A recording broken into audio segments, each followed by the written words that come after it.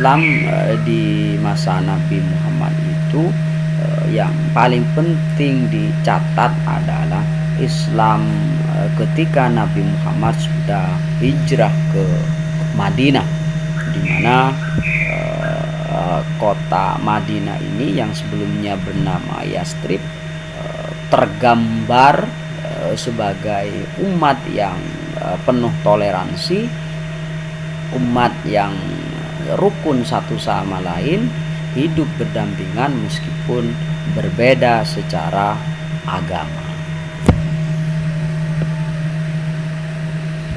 Terus kemudian Islam pada masa Khulafaur Rasyidin. Nah, ketika Nabi Muhammad wafat, maka umat Islam itu sudah mulai berselisih di dalam beberapa hal, dan perselisihan itu tidak bisa diselesaikan. Salah satunya misalnya adalah perselisihan mengenai pengganti Nabi Muhammad SAW, yang kemudian yang keputusan akhirnya adalah Abu Bakar terpilih menjadi pengganti Nabi Muhammad. Tetapi pada masa ini ada satu kelompok pendukung Ali bin Abi Thalib, mereka berkumpul di Saqifah yang menghasilkan satu kesepakatan menurut kelompok ini bahwa pengganti Nabi Muhammad itu bukan Abu Bakar tetapi Ali bin Abi Thalib. Tetapi kemudian kelompok ini yang nanti menjadi salah satu kelompok di masa-masa akhir juga, menjadi satu kelompok yang tidak hanya kelompok orang saja, tetapi juga merambah pada aspek keyakinan, aspek teologi, aspek beragama Islam. Nah, pada masa Abu Bakar yang terpilih, yang memimpin hanya waktu 2 tahun 3 tahun dari 632 sampai 34, ini menghasilkan beberapa keberhasilan yang penting dicatat. Salah satu diantaranya adalah memerangi kalangan pemberontak yang tidak mau membayar pajak. Kenapa mereka memberontak? Karena mereka menganggap bahwa setelah Nabi Muhammad SAW itu wafat, perjanjian dengan mereka itu selesai. Perjanjian dengan Nabi selesai, sehingga ketika Nabi wafat mereka tidak mau lagi membayar pajak, mereka memberontak. Nah, kemudian mereka diperangi oleh Abu Bakar. Nah, keberhasilan kedua adalah pada masa Abu Bakar berhasil mengumpulkan Al-Quran di dalam satu mushaf, dan pada waktu itu juga dibentuk panitia pengumpul Al-Quran. Terus kemudian pada masa Umar yang memerintah memimpin dari 634 sampai 644, disinilah mulai melakukan perluasan kawasan Islam. Pada masa Umar, Islam sudah berhasil keluar Jazirah Arab. Bahkan dua kerajaan besar pada waktu itu, Persia dan Romawi, itu takluk di bawah kepemimpinan Umar bin Khattab. Pada tahun 644 Umar bin Khattab wafat, kemudian digantikan oleh Khalifah yang ketiga, Utsman bin Affan, yang memerintah 644 sampai 656.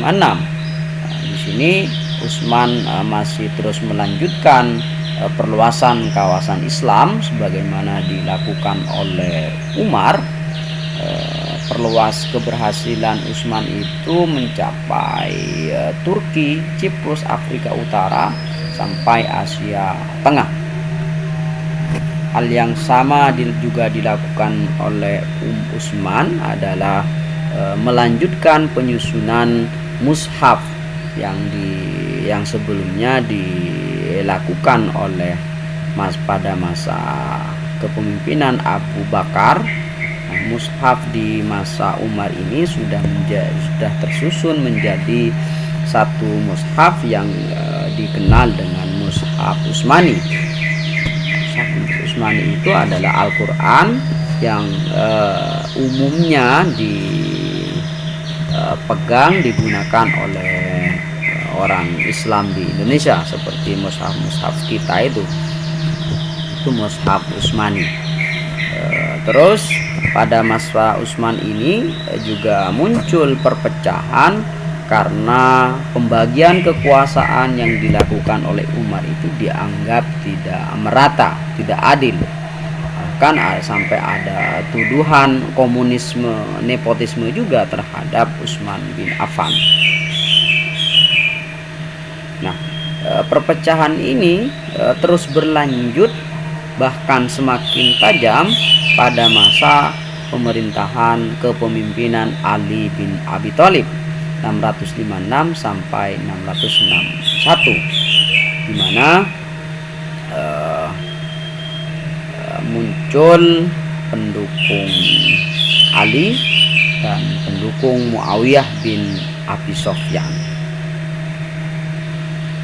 sehingga antara pendukung Ali dan pendukung Muawiyah bin Abi Sofyan ini terlibat peperangan, dan peperangan itu diakhiri dengan arbitrase atau yang dikenal dengan tahkim, perjanjian damai antara Ali bin Abi Thalib dengan Muawiyah bin Abi Sofyan.